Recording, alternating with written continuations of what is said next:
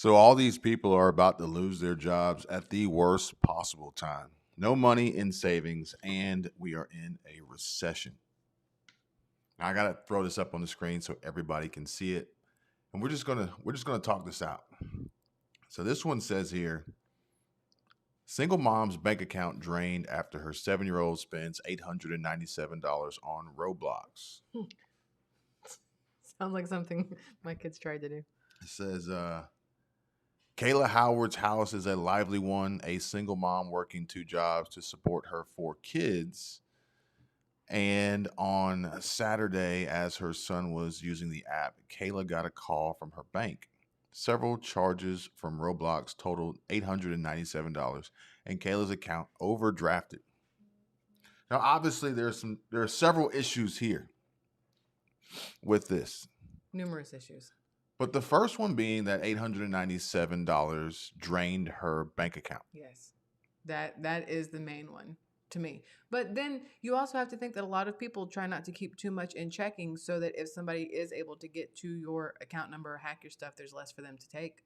Absolutely. And this is a really good time to point out that having multiple bank accounts in multiple places to have access of funds, backups, savings, plan B, plan C, plan D, so that if you find yourself in a situation where it's a mistake, it's an accident, it's fraud, whatever it may be, it doesn't wipe you out completely. Mm-hmm.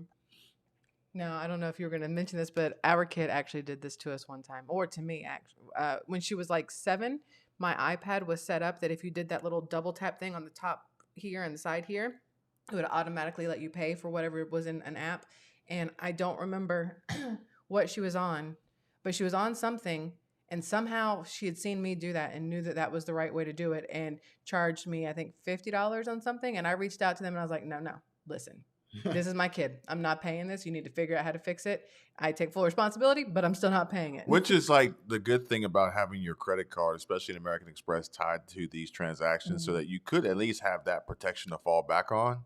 But at the same time, these apps and these devices and these businesses and these companies, they actually want it to be as easy as possible to conduct business and execute on these transactions, especially these micro transactions that go unnoticed until they add up to a lot of money. Mm-hmm. Your kid was in the back seat when we were driving yesterday. Brother-in-law was driving, and she's in the back, and she sends me a text. She goes, "Hey, can I spend $5 on this thing?" And I was like, "What thing?" She's like, "It's on one of my games on my phone." And I said, "Well, do you have $5?" And she said, "Yes, in cash at home." And I said, "You have to give it to me before I will let you do this." And she goes, "But I can." And I said, "Yes."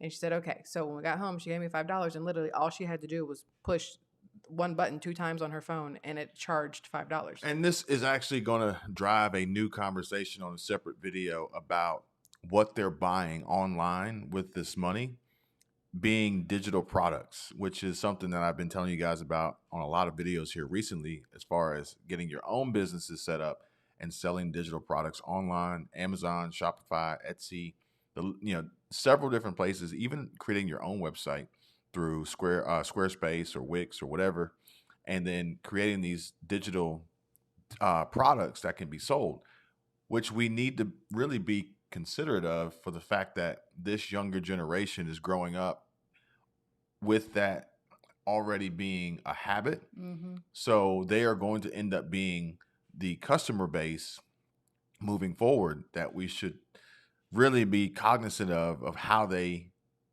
shop, how they buy, how to conduct business. The difference being you can sell a digital product that is a waste of money, like some of these games and some of these add-ons and some of this downloadable content, this DLC, or you can sell digital products that are actually worthwhile, do provide value, and can actually be worth more than what you paid for them in the future. Mm-hmm. Agree. But let's focus on today, Okay, right now. I'm ready. Although we do need to be preparing for the future, let's focus on today. Fox Business headline reads, "Brace for a recession in 2023 as job losses top 2 million, according to Citi." It says here that the Fed is likely to trigger a recession with its interest rate hikes. And now, granted, this was back in December 9th. 2022.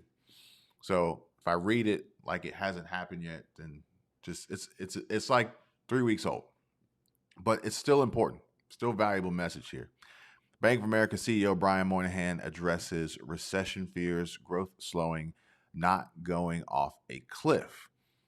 Hopefully, folks are not going off a cliff. But it says that the U.S. will likely tumble into a mild recession this year, 2023, and that sees unemployment top 5%, according to a new report from Citi Global Wealth Investments. And this is extremely important because the Fed projected like 3.5, 3.75 unemployment, whereas these experts are saying 5%, which ties back to what I was saying, that whatever number they project is going to be low in comparison to what actually happens. I have comments, but I don't know if it's the right time for it. It is about this though. Okay, so when we were driving into Georgia for Christmas break, there was a commercial that came on about how Georgia was at the lowest unemployment rate it had seen in a while. And then I started thinking, well, is it really the lowest unemployment rate, or is it the lowest amount of jobs that are showing that they're hiring? Is it the lowest open positions? Because if you take away the places that are hiring and you take away open positions, then technically your unemployment rate will also go down. And we know there's places that are no longer hiring. No, there's places that have canned people and then taken that job off the list of jobs that they have available in their locations. So is it really unemployment, or is it just fudging the numbers? So, according to the Bureau of Labor Statistics, BLS.gov, the unemployment rate represents the number of unemployed people as a percentage of the labor force. The labor force is the sum of the employed and unemployed. The unemployment rate is calculated as unemployed divided by labor force times 100. So this actually has nothing to do with the actual amount of jobs available. Okay, because I for some reason was under the impression that they calculated it off of the amount of jobs that were available.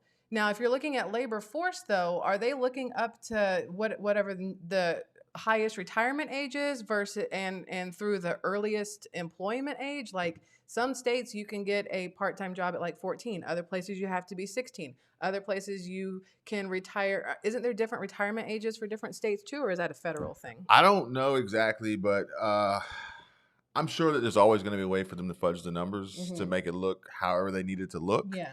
But I do think that regardless, we're going to experience higher unemployment levels than what they think, what they project, what they're predicting.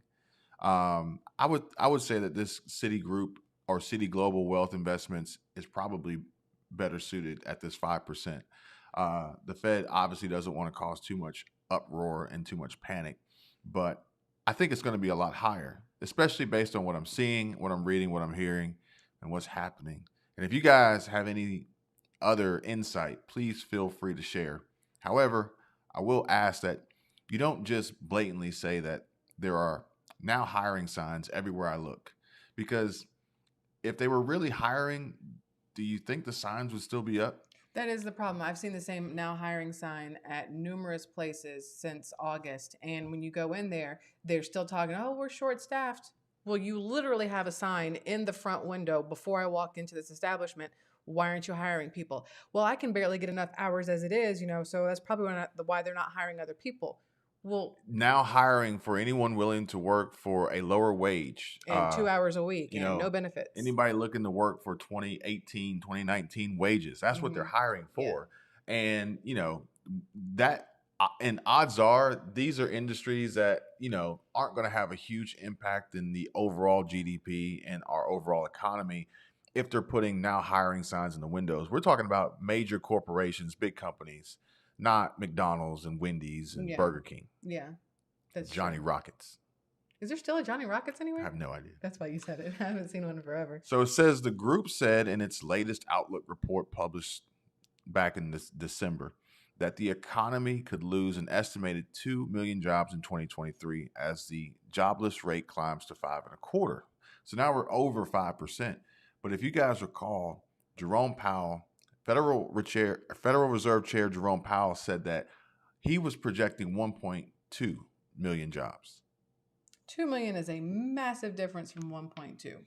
I'm not the best Now, at math, now but the thing is, we got to understand what the unemployment rate is. So this could possibly also mean, if you read between the lines, that folks that are going to be coming into the labor force that are going to be coming of age.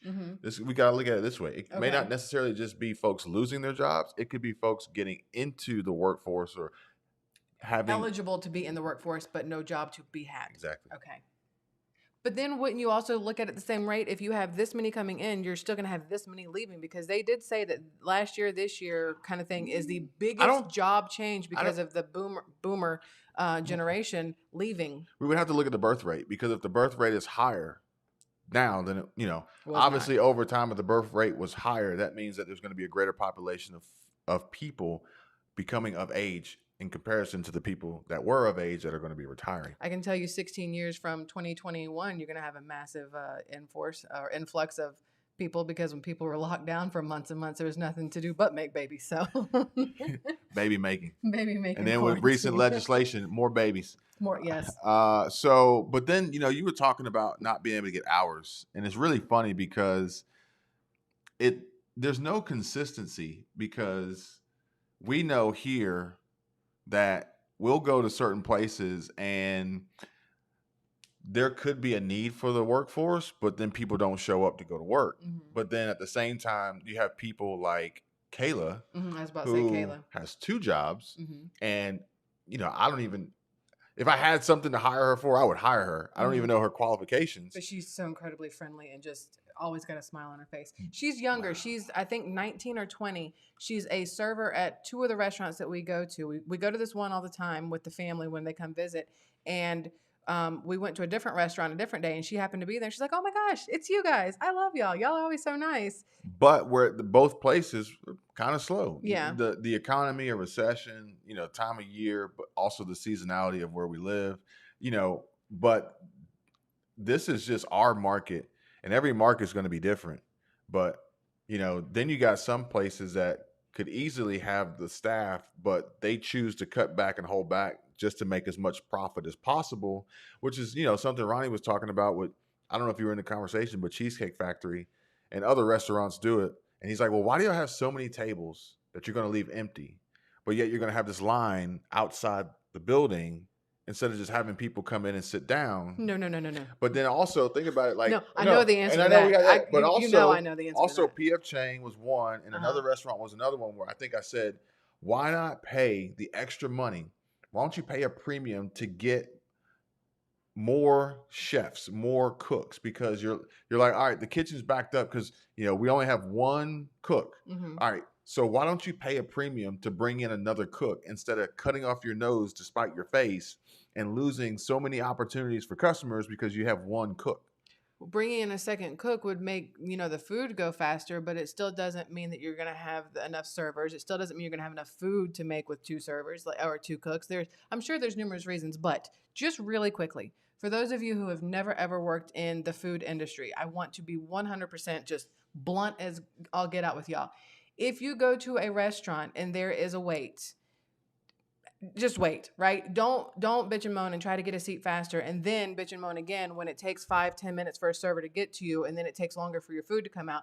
A lot of times there is a wait with open tables for a reason.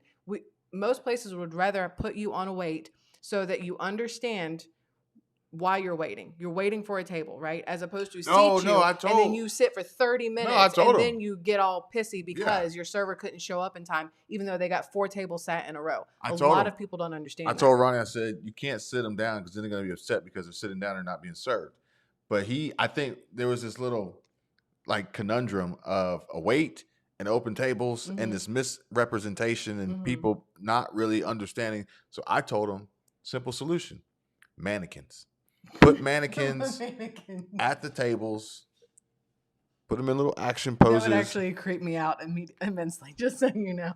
You're so weird. Life hack. If you want to skip the wait, go sit at the bar. Oh, super life hack. Unfortunately, in some places with a 13-year-old, they won't let you go to the bar. Yeah, some places. But, you can go to High Top. Sometimes these High Tops in the booths at the bar, seat yourself. And then I think in Florida, they don't care. They're like, is she drinking? No. No. Okay.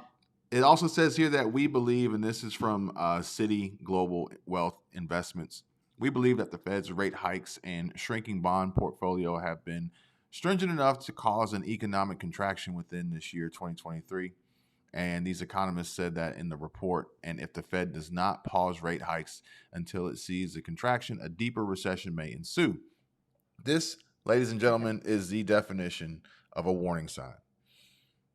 Just putting it out there, because these folks get paid a lot of money to do what they do, and are saying that based on what the Fed is doing and what we're seeing, and was more than likely potentially going to happen, which, again, this was December 9th. So think about where we are today in comparison to December 9th and how accurate these projections, these predictions were back then to now.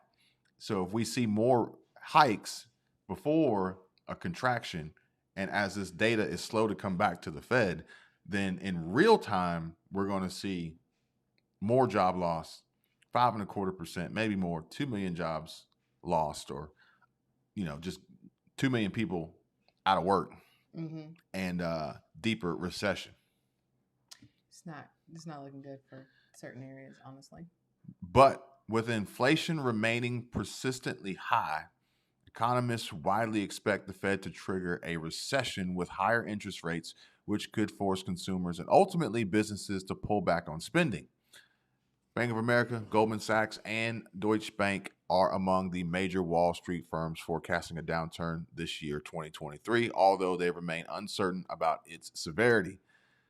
Hold your horses for just 2 seconds. We're going to talk about consumers and ultimately businesses pulling back, as well as this was back in December 9th, and they're making predictions. And just this week, or just last week, Goldman Sachs announced their job cuts. And that's a huge difference. Yeah. So, but this was December 9th. Here we are, January 17th. This stuff is happening. Okay. Listen, I am not the brightest crown in the box. I'm not going to lie. There are things I do not understand, and that's why I ask questions and why I have to talk through things to really fully get the picture here. But how does raising the prices of everything under the sun help anybody? Why would you want to stop spending? Isn't it better to be able to spend so that people can, keep a job, keep their home, still be able to eat? Like, I don't understand the whole make it so that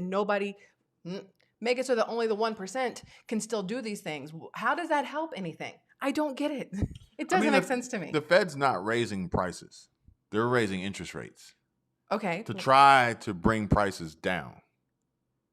They're trying to bring prices down. This is where my brain has this little spasm, because I don't understand how that brings the prices. Okay, it brings the prices down, right? But if the interest rates are still so high that you still can't afford, they drop this and then they raise this, you're in the same friggin' boat. Like, it's still the same thing. They're trying to squeeze the economy. They're trying to squeeze the consumer. They're trying to squeeze everybody to make them spend less. You know what happens when you squeeze stuff? It breaks or it dies. Well, they're trying to make them spend less, and then when they spend less, they're going to try to they're hoping that'll then entice the businesses to get more aggressive with pricing and discounts to then bring back some level of stability in the economy. Okay, so then what happens when you get aggressive with your pricing and your discounts? You can no longer afford your employees, so you have to lay them off because now you're not making nearly as much money. So yeah, your company is selling things, but all the people are getting screwed. Well, so again, like always, you're jumping ahead in the slides. Sorry, I don't know what's happening, but calm down. Sorry. 2 seconds. I get a little emotional. Because it doesn't make sense to me why the country would want to screw its own people. Everybody bear with us. We're going to get there. We got. You can see down here at the bottom of the screen. We got a lot of slides to go through here. I couldn't see my computer. And you jumped ahead. Okay. I'm sorry, my bad.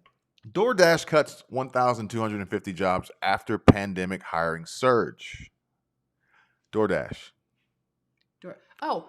Okay, so this isn't DoorDash, but I want to tell y'all, my nephew was sitting on the couch next to me a couple days ago, on Sunday actually, and he says, "Can I order Uber Eats?" And I said, "Why?" He goes, "Because I'm hungry." I said, "Broski, we have Eggo waffles and eggs," and he doesn't eat eggs, and we didn't have syrup, so he's like, "I'm really hungry. I want Chick-fil-A." He hasn't. He needs to start. He needs to start. Yeah, he doesn't eat that. Like the kids say, "Oh, I don't eat that." You ever tried it? No. Children are ridiculously picky, but he says, I said, "Well, what do you want?" He goes, "Chick-fil-A. I'm going to see if Uber Eats will deliver." And I said, "Good luck, broski. It's Sunday. You have no chicken for you." So he goes, "Okay, I'll get McDonald's." All right. He says, "I'll order McDonald's." And we have a McDonald's close by.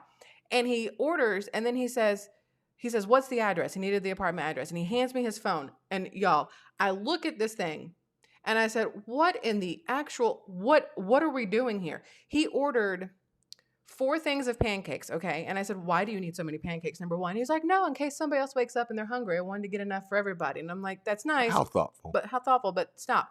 And then he said, well, I have a $30 credit. If I can spend $30 in food, I get a $30 credit on Uber Eats. And I said, okay, that part I understand. It would help, save 30. You're getting free food technically if you think about it. Y'all, the total still came out to $21.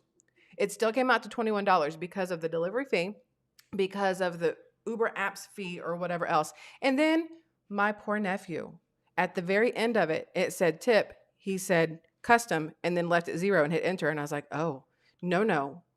We don't do this. I mean, if you're going to order this, you have to tip. He didn't know any better. So we had a real long talk about that first. But I was like, I'm not letting you spend $21 to have 4 things of pancakes delivered to the door when we got Eggo waffles here.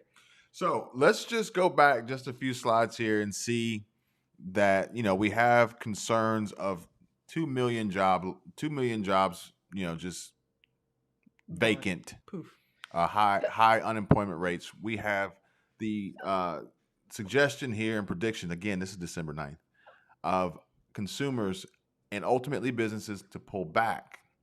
We're going to go back even to $897 wiping out a bank account, okay? So what happens when jobs are lost, inflation is high, savings is low? What are most people probably going to do? Have to sell wherever they are or move or what else? Find new ways to make money. There you go. All right. And the simple and easy way of doing it was DoorDash. Not the cheapest way, but now granted, easy. DoorDash isn't cutting the gig workers. They're cutting their own jobs internally. 1,250 jobs cut internally. Okay. I'm pretty sure it's internally, okay? But there's a bigger problem here, is that they have to do this. DoorDash is eliminating about 1,250 corporate jobs, or about 6% of its workforce, saying it hired too many people when delivery demand surged during the C-19 pandemic. Now, they didn't hire too many people. They hired the right amount during the C-19 pandemic, and now that it's over, they have too many people. There's probably some reckless hiring going on. Oh, those PPP loans? No, but just, they probably could have did okay with hiring 250 people instead of 1,250 people. Okay. And then he got 1,000 people just running around and ain't really doing nothing. Okay. Not to mention they're probably paying a premium for it at the time because they had to get people up off the couch and not, off that unemployment benefit. Okay. That was basically paying people more money not to go to work. And it says that most of our investments are paying off. And while we've always been disciplined in how we have managed our business and operational metrics, we were not as rigorous as we should have been in managing our team growth. And this is the CEO, I believe, CEO Tony Zhu. And he said, that's on me. As a result, operating expenses grew quickly. Operating expenses. Folks, comment, hit the chat. Chat, hit me up if you know what I continuously tell you is typically the most expensive operating expense and overhead costs for businesses. Employees. The company is seeking to lower its operating costs, according to the CEO, but it was unable to bring spending in line without cutting the jobs. Again, folks, this is what I was telling you guys about last year. Businesses were planning on cutting more jobs, and they were not going to do it in December. They were going to do it in January. They were going to do it after the holiday season. That's nice. Start off the year fresh, looking at the books. They already knew this was coming. This didn't happen overnight, okay? This hard reality ultimately led me to make the painful decision to reduce our team size. Painful, yes. He's still rich. Yeah, I was about to say, it's not painful for everybody. And DoorDash said early this month that revenue rose 33% to $1.7 billion in the third quarter. Congratulations. Yay. But costs also ballooned, and it almost tripled its losses from 101 million during the same period last year to 296 million in 2022. They didn't make any money. So they were bringing money in, but they were putting way too much money out. They were bringing in revenue. Yeah, they're bringing in revenue, but not but profits. their overhead operating expense and costs far exceeded their revenues, which exceeded their revenues before that. Yeah. Because the same same time year before was $101 million down. Now they're $296 million down, so they're going to cut jobs. But what I really want to drive home here is what I really want you guys to pay attention to and listen to is a simple fact that I've told you this before. It doesn't matter who you are or how good a job you do. If the company you work for is going to go out of business, they will lay you off. Yeah. They will terminate. They will have to make these tough decisions, much like the video I brought to you guys the other day that says all these people are going to be out of a job by Monday, regardless of how good you are, how often you show up early, stay late, how great a job you do, how much of a friend you are to everyone who works there. That's cool. But when your company is losing hundreds of millions of dollars, there's going to come a point in time where they can no longer operate, and they're going to let you go. They're going to fire you. They're going to lay you off. They're going to terminate you. You're going to be out of a job in that particular position through no fault of your own. Well, this is another reason why they say work is not your life. I read this thing on Facebook. It's like one of those little meme things, and it was about a job had posted a ad for hiring before the body was even buried of the person that died. Like, your job will replace you, your family can't. So there are some things that are more important. So don't focus your entire life and energy on a job that will get rid of you the second it needs to, versus focusing on what's important, which is family and friends. The world keeps turning, folks, and this is why it's so important to make sure that you have a sustainable solution or multiple solutions of your own, in addition to your primary income, your job, your career, as well as having a strategy and a backup plan if things were to go south. If it's a publicly traded company, then you have access to their financial statements, so you could see what their numbers look like, what their financial reports look like, what their balance sheet looks like, to potentially help you have a better idea and understanding of what could likely occur in the future. But this is not about my job is safe. I'm in this particular field. I'm in this particular industry. We're indispensable, yada, yada, yada. If the company goes broke, you're done. If the Fed continues to push interest rates without contracting, further driving a recession and forcing consumers to pull back and ultimately businesses to come back, you're done. Like, nothing personal, but this is just facts. Keep in mind that even if you are the business owner, you still aren't safe. No business is 100% safe. Put in simple terms, the business is now losing around 70 cents for each order it fulfills. This is a sharp increase in the 41 cents it was losing at the start of the fiscal year, said Neil Saunders, managing director of Global Data. All the metrics are pointing in the wrong direction. And this is really important to pay attention to, because if people are looking to invest into companies, you got to realize, like, a lot of these companies are not making money. They're posting phenomenal and admirable revenue numbers, but they're not posting They're not showing you the back page. their profit, their loss, their net income, because even before this, they were still losing 41 cents an order. So, like, I really have to wonder, like, why am I operating a business that every time I conduct business, it costs me money? It's losing money. Where is the light at the end of the tunnel? And this needs to be brought to home too, because it's like, if you're working every week, every 2 weeks, every month, whatever, and you're making money, but you're spending more than you make, your bills are more than you make, what are you going to do? What are you going to do? Impacted employees will receive, now this is a good thing, 17 weeks of compensation and their February 2023 stock vest. All health benefits will continue through March 31st, 2023. DoorDash is among several companies to announce job cuts recently. Others include Twitter, Amazon, Facebook, parent company Meta, and H&M, just as a few. 17 weeks of compensation? That's more than women get for maternity leave after they've pushed out a baby. Like, do you understand that? You get 17 weeks of compensation for driving food from door to door, yet a woman. No. These are corporate employees. Oh, I was about to say, are you kidding me? These are corporate employees. Either way, why is never mind, that's not the right topic. It's fine. But I've had issues with that too. But it's like not everybody's going to receive that. Like not every company, not every employer, not every job offers that. Like I said, we were here, a local restaurant had to close down. I don't know what kind of compensation they're going to give the folks there, but regardless of how good you are, how much people like you, how hard you try, if the numbers don't add up, if the numbers don't make sense, eventually it's going to come to a head. Whether it's 1,250 jobs being cut or the business closing down completely, we have to realize that this is a growing trend, probably for like the next 2 or 3 years, folks. Mm-hmm. So what do?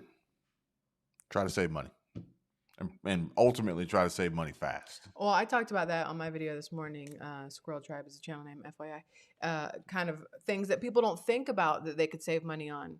And I've already had comments going, I've never thought of that. Like, so this is actually a list of 20 ways on how to save money fast. This is from Fortune. Spoiler alert, we're not going to go through all 20. Number 1. Spoiler alert, we got other stuff to do today. Squirrel alert. Cancel unnecessary subscription services and memberships. You're going to kill me. I keep forgetting to cancel the car wash one. Every time I call and nobody answers, I forget to call back. From Georgia. I wonder if you can do it online. Okay, I got to try that because I couldn't find it. Cancel unnecessary subscription services and memberships. Either you're not using them or you're not getting the value out of them. Cancel them, okay? Automate your savings. It says with an app, but you can automate your savings with almost anything.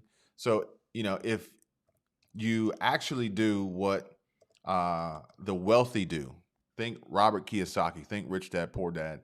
The wealthy pay themselves first. Mm-hmm. They don't wait and see if they have anything left over at the end to save. They pay themselves first with 10% off the top, putting it in savings. So automate your savings. Pay yourself first. 3, set up automatic payments for bills if you make a steady salary. That is the kicker there. If you make a steady salary.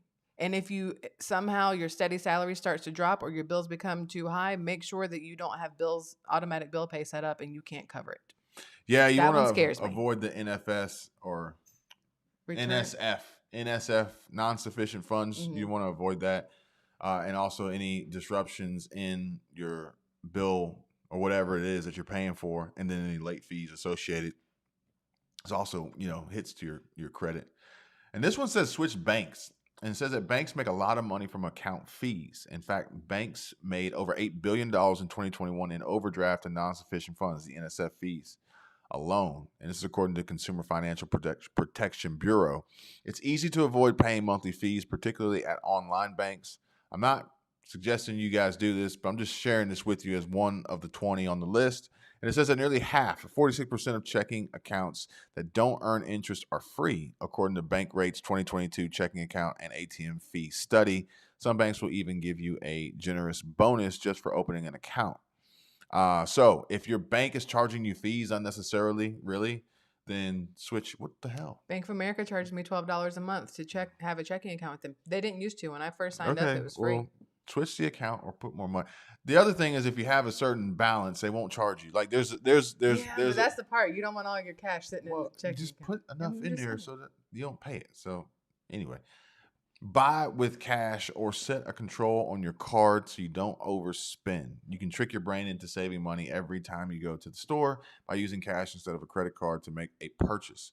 Whatever cash you have is your spending limit. Check out the cash stuffing trend to explore this idea further. I spoke about this on a few videos, probably like 2 weeks ago, about cash stuffing and envelope stuffing. And it just kind of like sets you up and protects you into this boundary of you only have so much. So once you have no more, you can't overspend. Stop paying for convenience. Paying for convenience, nephew, DoorDash, Paying for convenience can save time, but it can cost you money. Which, if a lot of people start to follow this trend and philosophy, then a lot of other people could potentially be negatively impacted if they are that convenience and that's how they rely on their income.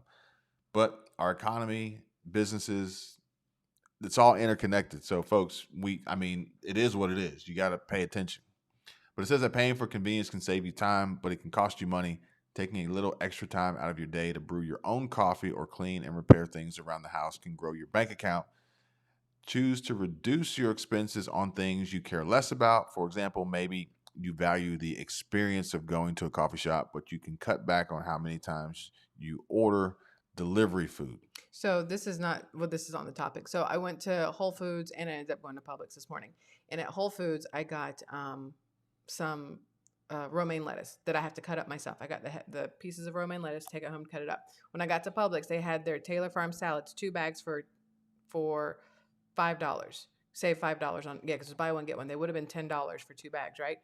And I just did a comparison. The thing of lettuce that I bought that I have to chop up myself, the cost of the salad dressing ingredients to make my own salad dressing was still cheaper than buying those 2 pre-made bags of salad that were an eighth of the size of what I could have gotten with mine. Like, I'm a sucker for pre-made convenience on like pre-cut fruit because I just Mm-hmm. want to eat the fruit. I don't want to deal with all the stuff. Mm-hmm.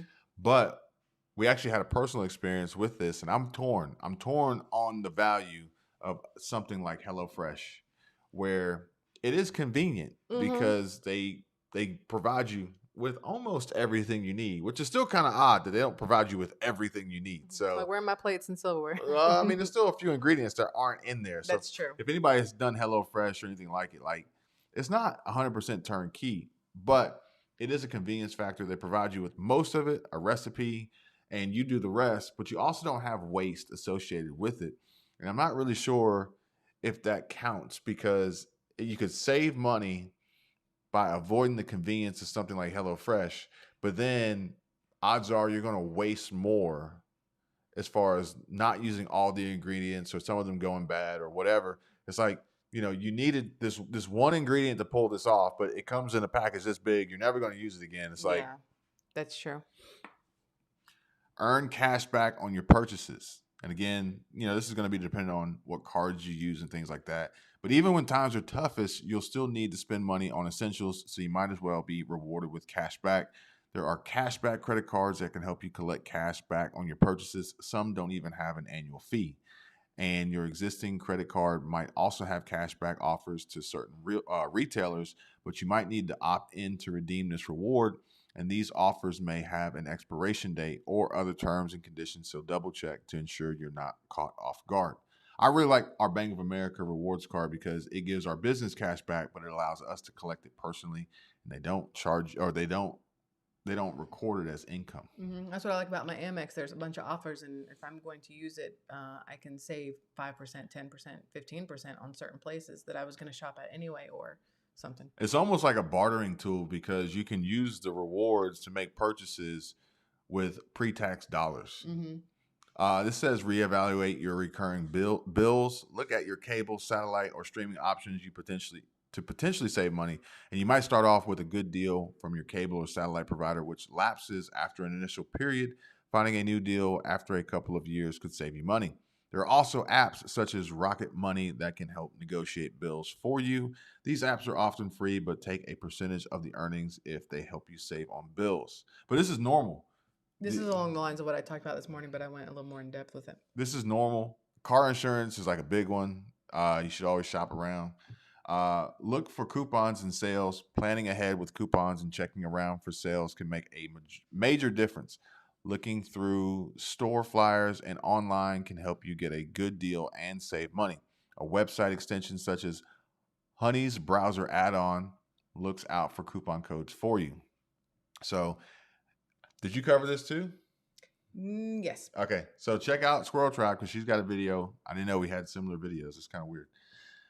Sell unwanted items. I spoke about this. We've done this one. I've done this one like a few times. 2 days ago, I think.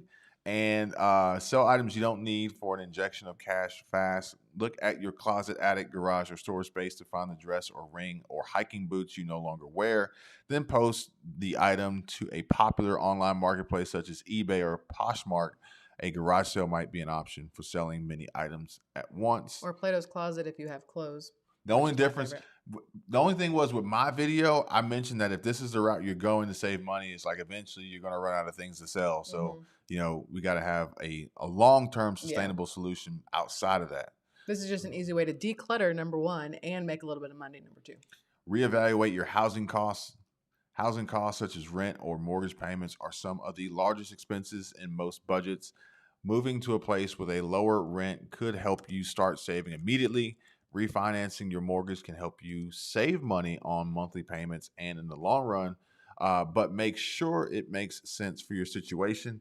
And I need to have a conversation with a few people out there that I know right now are looking to sell their homes because they're too big. And they want to sell their homes because they're too big and they want a smaller home. But in the past, a smaller home meant a less expensive home. But today, that's not so much the case. And a smaller home could mean a more expensive home. And depending on whether or not you're going to get a mortgage, then that can mean a more expensive monthly payment. So just by trying to downsize won't necessarily automatically generate the return of cost savings. Yeah, which is crazy, but very true. I got a housing market video coming up too. So subscribe and turn on notifications. Shop around for insurance. Shopping around for insurance can help you save big. Sometimes you'll find a better deal as a new customer, or you can contact your existing insurer to ask them to lower your current rate if it has gone up. Bundling insurance products with the same insurance company can also help you save.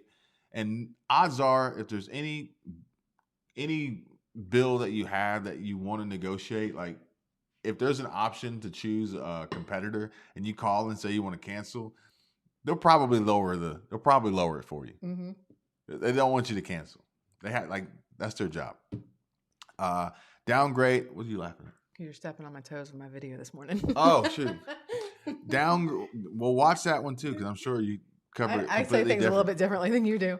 Downgrade an annual fee credit card. Sometimes an annual fee credit card can provide real benefits, but it might not make sense to pay this annual fee if the card discontinues these benefits or if you aren't fully utilizing them. Downgrading to a non-annual fee card might be a better fit for you.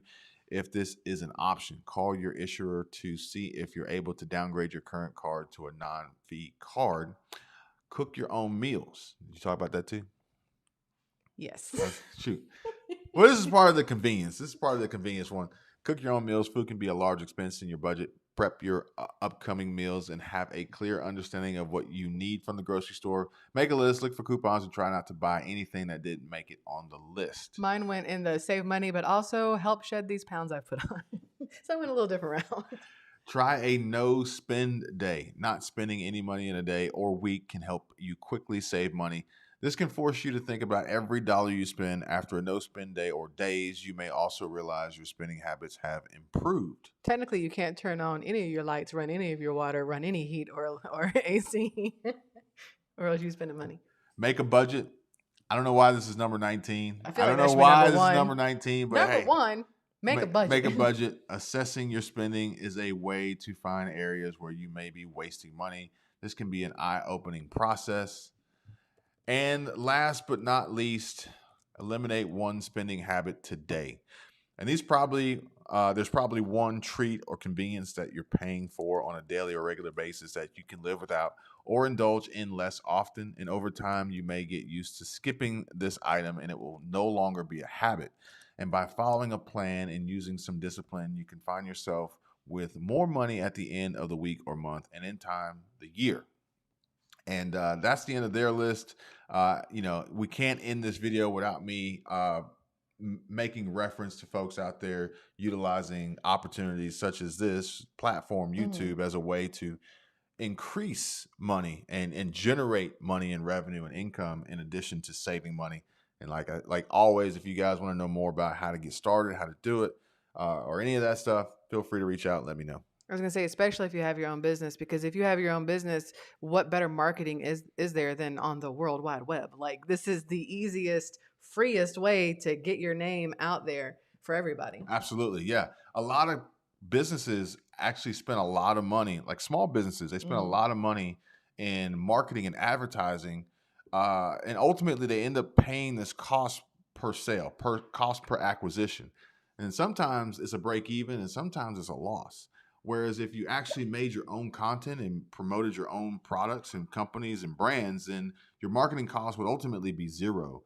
But at the same time, you would find yourself in a situation where you will then begin getting paid by these platforms for monetizing your content while still promoting your company and your brand. So it's Oh, that really like double a dip, I love win-win. it. Yes. And so if and it doesn't have to be hard, it doesn't have to be difficult. It can be very simple, very easy. You don't need like the greatest cameras and equipment and technology and super crazy editing and fancy locations. You don't need all that. I don't do any of that. Basic, simple stuff. And if anybody wants to know how we manage this live stream using a app called Ecamm Live, let me know. There's another one out there called StreamYard, and it allows you the ability to have these live streams, engage with the chat, and also share the screen and put things up. And it's that easy. Yeah. It's just that easy. So, and then also more on YouTube. I'll cover YouTube on another video as far as people who want to make a YouTube channel starting as a beginner in 2023, and 3 easy ways to do it, and one really important way that is just going to ultimately like determine the success rate of your channel and the speed of the growth. Very simple, very easy, but coming up on another video. I think we've been here long enough. Yeah. We should let I everybody think get we've back been to here their long day. enough. We appreciate you guys joining us. Thank you so much. Make sure you check out Squirrel Tribe's video because she has apparently way more information on saving money and probably in a way more entertaining format. Plus, there's a really funny intro to the video. So. All right, see you guys later.